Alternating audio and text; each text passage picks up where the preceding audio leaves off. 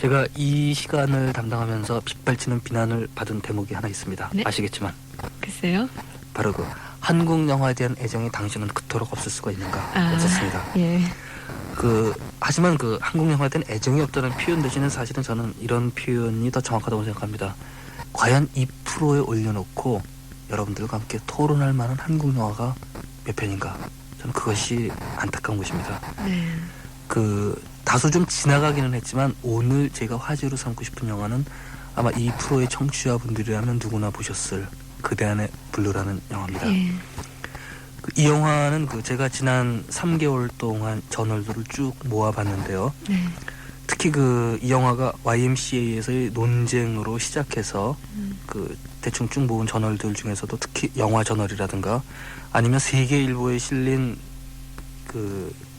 유진아 영화평론가의 평과 이것을 다시 반박한 한국일보의 이재아 소설가 씨의 평, 또 이번 새로 나온 창작과 비평 봉호에 실린 평에 이르기까지 아마 그대 안의 블루에 관한 영화 평만 모아도 작은 소책자가 될 정도입니다. 이것은 한국 영화에서 아주 드문 경우이기 때문에 다른 측면이 있네요. 예, 오히려 이 영화가 한참 논쟁되고 있는 와중에 뛰어드는 것보다는 이제 다소 시간이 좀 흘렀고 우리가 냉정하게 그 비판들과 함께 영화를 돌아볼 만한 시간이 되었다고 생각했기 때문에 늦었다고 생각하지만 오히려 저는 지금이 이 영화를 따져볼 수 있는 시기라고 생각합니다. 네, 그럼 오늘은 한국 영화, 우리 영화 그대 안의 블루에 대해서 얘기해 주시겠습니다. 이 영화는 이현승이라는 감독의 데뷔작입니다. 이 사람은 박광수 감독의 연출부 조수 생활을 거치고 이제 이것으로 데뷔를 했는데요. 물론 주연 배우는 잘 알려진 한국의 가장 훌륭한 연기자인 2명, 안성기 씨와 강수현 씨입니다. 그리고 이 영화를 기획한 사람들이, 즉 이것이 이 영화를 기대하게 만드는 대목인데요. 하얀 전쟁을 기획했었던 안동규 씨와 결혼 이야기를 기획했었던 심재명 씨. 충무로에서는 젊은 신세대 기획자들이라고 그러는데요. 이 두 사람이 기획을 맡아 나섰습니다. 또 촬영은 아마도 여러분들이 배창호 감독이 깊고 푸른 밤에서 야, 한국 영화도 이렇게 근사하게 찍어낼 수 있구나 라고 생각하셨던 바로 그 영화를 찍은 중견 촬영기사 정광석 기사가 이 영화를 맡았습니다. 당연히 평론가들도 이 영화에 대한 기대가 생길 것은 당연한 일입니다.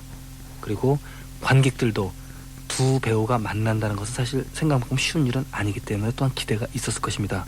하지만 이 영화를 보면서 떠오른 것은 90년대 한국 영화에는 과연 새로운 물결이 존재하는가 라는 질문이 떠올랐습니다. 90년대가 시작되면서 이미 도착한 새로운 물결들이 있기는 했습니다. 이를테면은 아마도 한국 영화에서 미장센느라는 개념으로 영화를 찍기 시작한 첫 번째 감독이라고 해도 저는 지나치다고 생각하지 않는 칠수와 만수로 데뷔해서 베를린 루프트를 찍은 박광수 감독, 또 인공적인 세트 공간에 사람을 집어넣고 그리고 그 사람들에 관한 삶을, 색깔과 그리고 그 인물이 서 있는 포지션, 카메라와의 거리, 이런 것들을 통하여 일상생활 속으로 들어간 이명세, 그리고 서울예수로 데뷔하여 경마장 가는 길에 이르기까지 다양한 장르의 변화를 시도했으나 여전히 리얼리즘이라는 끈을 갖고 작업한 장선우 감독, 이 사람들은 저는 새로운 물길이라고 생각합니다. 그리고 그 다음 세대들이 이어서 등장합니다. 우리들의 일그러진 영웅의 박종원 감독이라든가 또 평론가들로부터, 관객들로부터 버림받긴 했지만 저는 중요한 감독이라고 생각하는 김해전쟁의 김영빈 감독, 그리고 가슴에 돋는 칼로 슬픔을 자르고의 홍기성 같은 감독들은 2%의 청취자분들이라면 꼭 기억하고 넘어가야 될 만한 감독입니다. 그 다음 한국 영화 세대는 무엇을 가지고 영화를 찍어야 하는가라는 문제에 부딪힌 것입니다. 그리고 이것은 자신이 어떤 영화에 서 있든 관계없이 한국 영화 감독이라면 떠맡아야 될 과제가 된 것입니다.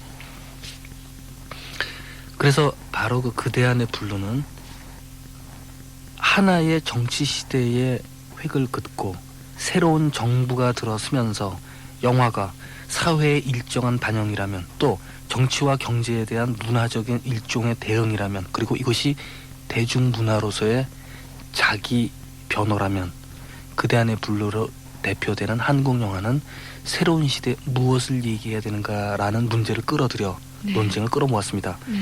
그런데 유감스러운 것은 이 논쟁이 영화 자체에 관한 것이 아니라 이 영화 외부에 관한 것이라는 것입니다. 즉, 네, 어떤 것들인가요? 이 논쟁은 페미니즘 논쟁이었습니다. 네. 여성해방 논쟁인데요.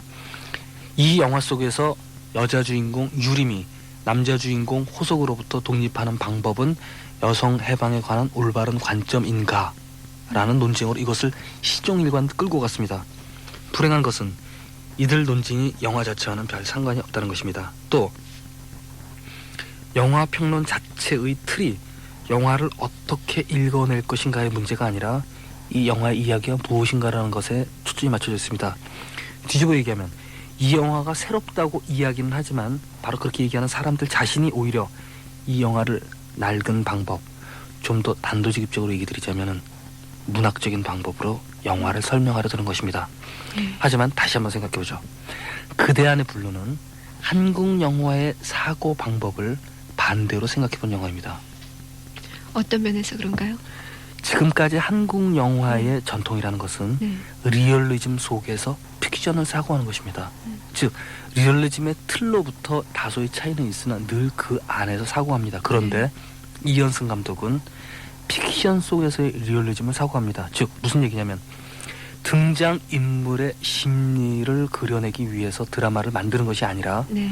심리 그 자체를 가지고 영화의 공간을 만들어냅니다. 네. 그래서 우리가 화면에서 보는 것, 즉 심리 상태가 화면입니다. 즉 심리 상태가 영화의 바깥으로부터 안으로 들어오는 것입니다. 그렇게 되면 반대로 영화의 드라마는 바깥으로 나가게 됩니다. 네. 화면에 남는 것은 드라마가 아니라 심리 상태뿐입니다.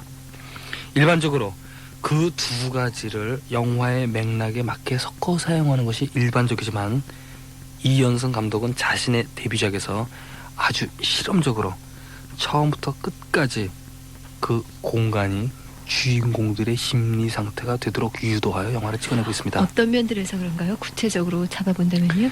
이를테면은 의상 설계에서부터 예. 이현승 감독은 일단 이것을 하나의 사고 틀로서 결정하고 있습니다.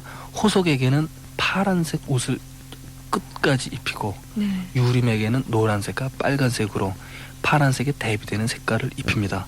그리고 감독이 의도한 것이 있었을까요? 그 색깔에서? 물론이죠. 영화는 시작되자마자 블루라는 색깔은 이라고 정의를 해놓고 시작합니다. 즉 감독은 영화가 시작하자마자 바로 그 색깔을 주목해서 이 색깔이 어떻게 변화해 나가는가를 주목해달라고 주문하는 것입니다. 네.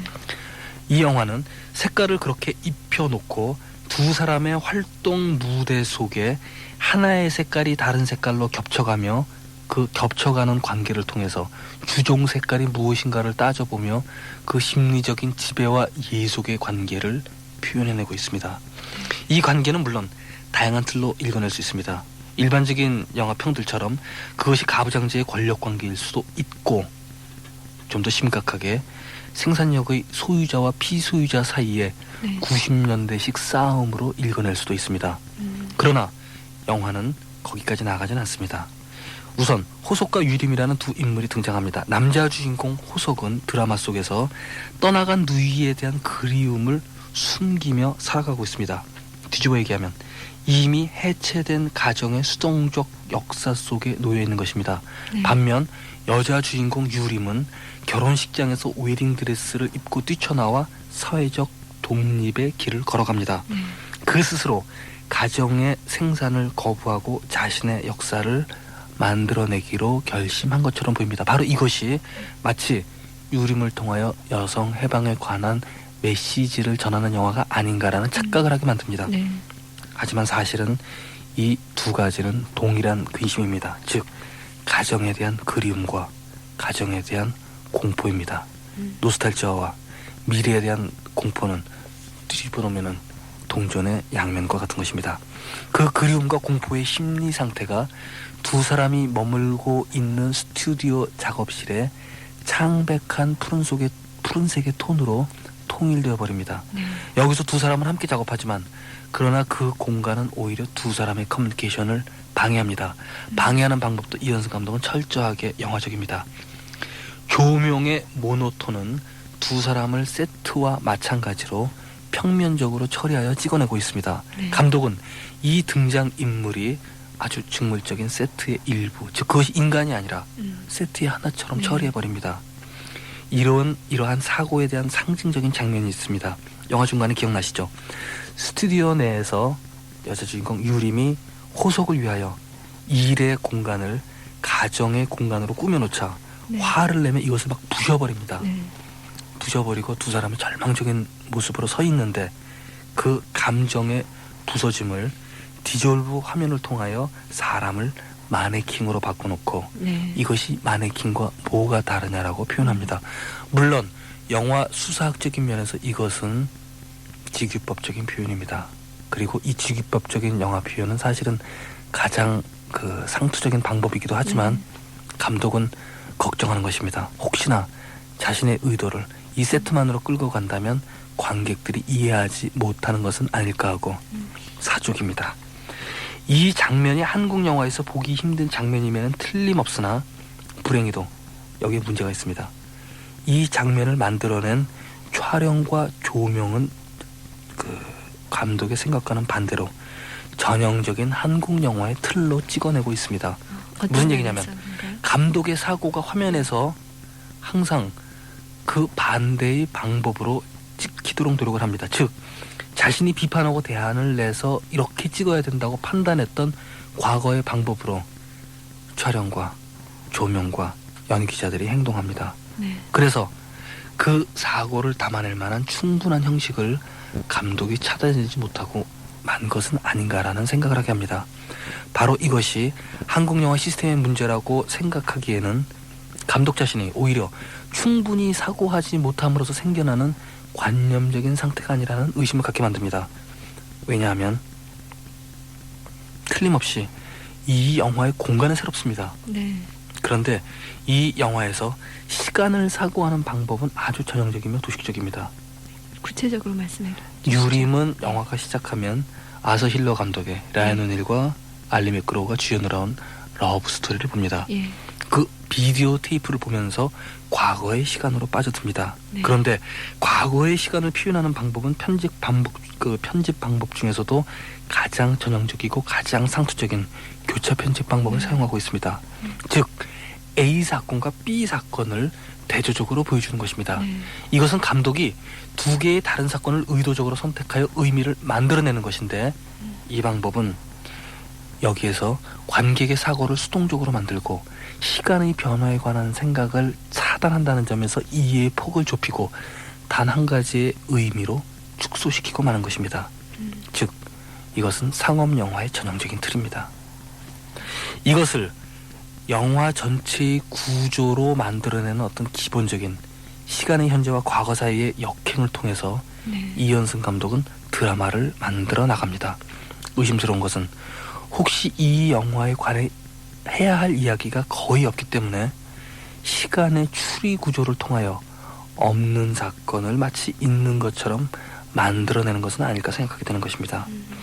이 과정 속에서 유림과 호속의 대비는 바로 네. 형식 없는 메시지에 충분히 사고되지 않은 비약 때문에 삶의 문제, 좀 더 예. 단도직입적으로 얘기하자면 1993년 지금 여기를 살아간다는 문제의식 자체가 말 그대로 하나의 스타일이 지나지 않는 것이 됩니다. 예. 이것은 결코 새로운 영화의 조건이 아닙니다. 새로운 영화는 새로운 스타일에서 오는 것이 아니라 새로운 사고에서 오는 것이기 때문입니다. 네. 그러니까 감독의 의도가 형식 위주로만 빠져가지고 어떤 색채라든지 세트의 인위성에만 주로 이제 치중했고 감독의 그 삶에 관한 진정한 메시지라든지 그 이전에도 있었던 페미니즘에 관한 논쟁이라든지 그런 것에 대한 의도가 충분히 드러나지 않았다는 그런 말씀이시죠? 그렇습니다. 거기다가 예. 이 영화에 대해서 갖게 되는 또 하나의 근심은 한국 영화가 가져온 일정한 역사가 있습니다. 이 역사에 대해서 비판하고 새로운 방법을 만들어내는 것은 물론 새로운 감독들의 임무입니다. 그런데 이것은 어디서 많이 보던 방법입니다. 즉 이현승 감독은 자신의 영화적 틀을 자신이 꾸준히 보아온 외국 영화적인 틀, 외국계 영화 사고방식, 네. 또 미술에서 가져온 사고 틀로 이것을 끌어내고 있습니다. 예. 만일 그러하다면 이것은 스타일은 있지만 한국의 오늘을 살아간다는 문제의식, 지금 이곳에서 살아간다는 어떤 치열한 네. 삶의 전개 방식, 이것들은 마치 허장성세처럼 보이게 되는 것입니다. 그런데요, 이런 면은 또 생각해 볼 수 없나요? 그러니까 실험적인 단계에 있어서요, 어떤 발전 과정이라는 것이 모두 그렇겠지만 단계를 밟아 나가야 되지 않을까요? 그래서 이런 양식적인 스타일에 치중하는 감독도 있을 수 있고, 그 다음에 메시지가 조금 더 가미돼가지고 완전한 형식과 내용이 이루어지면 좋겠지만요, 그런 어떤 과도기적인 단계에서의 영화로서의 의미를 여기다가 부여를 할 수는 없을까요? 그러니까 물론 가끔 예. 애청자들의 그 편지나 엽서를 받아보면요, 아, 새롭다. 어떤 면에서 새롭냐면 어떤 내용의 참신성이라기보다 일단은 형식미가 기존의 영화들과 한국 영화들과는 달라서 좋았다라는 그런 감상문들을 많이 봤었어요. 그런 의미에서의 평가는 어떻게 생각하시나요? 저는 그 데뷔 감독이 꼭 네. 그 걸작이나 네. 완성도 높은 영화를 찍어야 된다고는 생각하지 않습니다. 오히려 데뷔 감독에게서 보고 싶은 것은 그 사람이 어떻게 새롭게 영화를 시작하고 있나를 보고 싶은 것입니다. 그런데 그 새로움이 충분한 사고, 근거 있는 미학, 자기의 영화 철학 네. 없이 이를테면은 관객들의 시선을 끌어들이고 네. 기존의 것에 대한 부정을 통하여 화제를 일으키고, 이것은 스캔들입니다.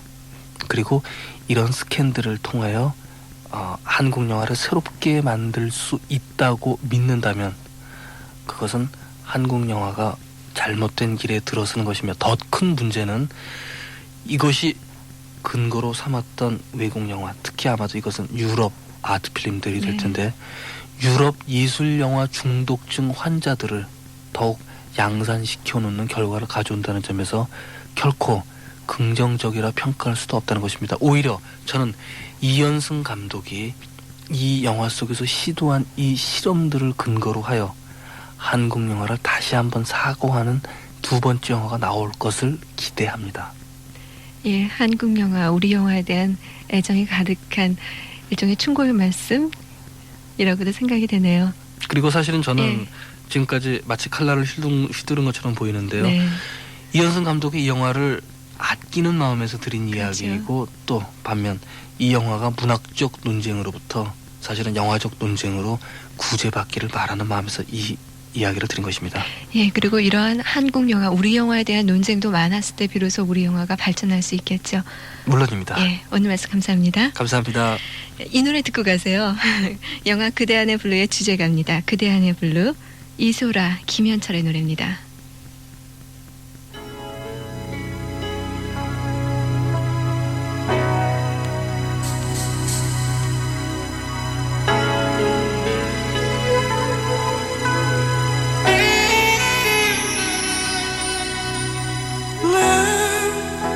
난 눈을 감아요.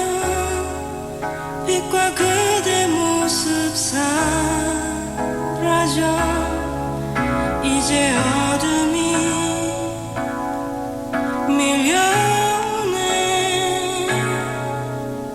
저 파란 어둠 속에서 그대 왜 잠들어가나. 세상은 아직 그대 곁에 있는데.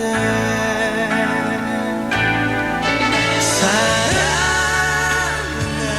아니지만 우리의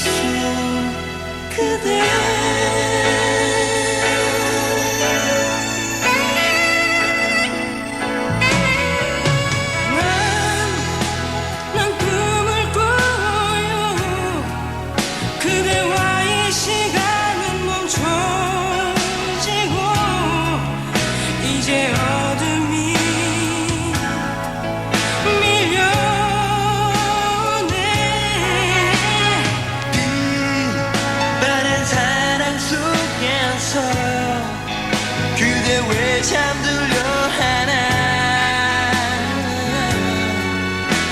시간은 아직 그대 곁에 있는데 사랑은 아니지만 우리의 만남 어두운 사라지네 시간은 빛으로 물들어 또다시 그대 눈빛 속에 내 눈빛 속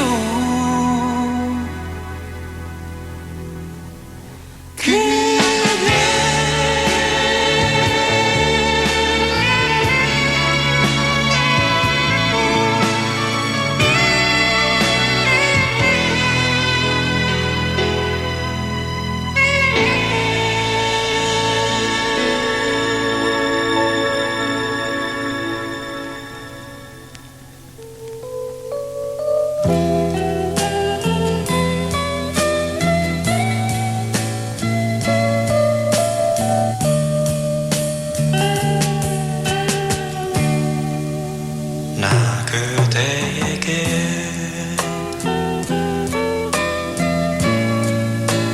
드릴 말 있네 오늘 밤 문득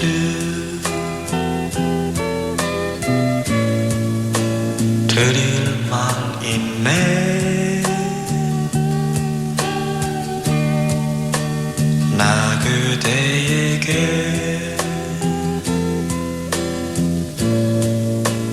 모두 드리리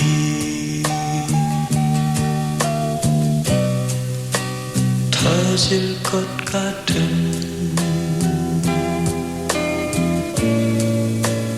이 내 사랑을 그댈 위해서라면 나는 못할 게 없네 별을 따다가 그대 두 손에 가득 드리리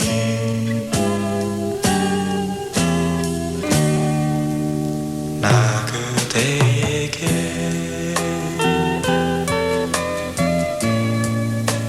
드릴 게 있네 오늘 밤 문득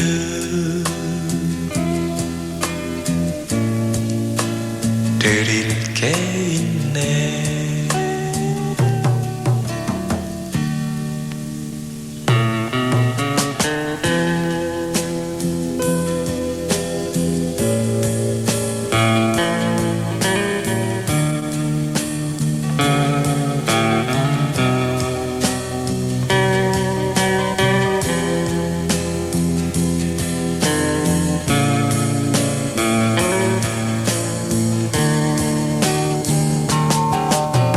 그댈 위해서라면 나는 못할 게 없네 별을 따다가 그대 두 손에 가득 드리리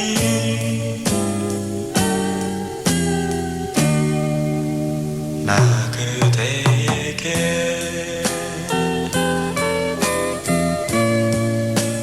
모두 드리리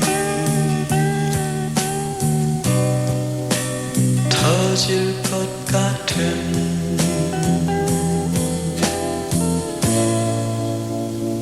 이 내 사랑을